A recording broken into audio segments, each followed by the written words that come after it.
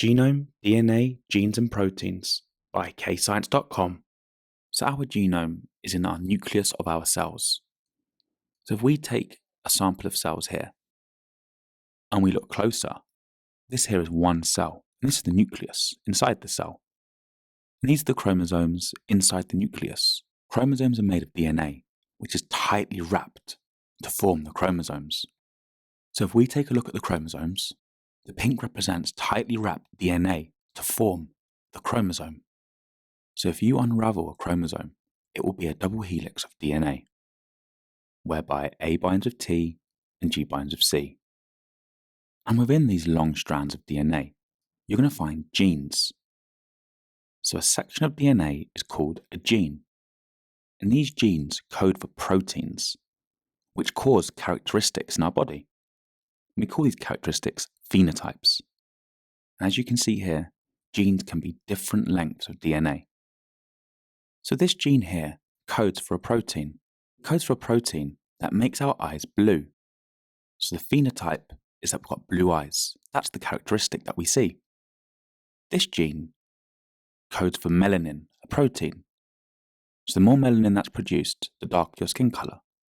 The less melanin you produce, the lighter your skin colour. So this gene here is faulty. It's a faulty gene. Because there is a mistake in the DNA of this gene called a mutation, this person has cystic fibrosis. So because the proteins formed by this gene are wrong, they're mutated proteins, this will cause the disease cystic fibrosis. So this person has cystic fibrosis, whereby too much mucus is produced, and this happens due to the faulty gene. So remember, all of these genes have a different base sequence, so they all produce a different protein. These proteins give us our characteristics. We call these characteristics phenotypes. It's question time. Attempt these questions to check your understanding.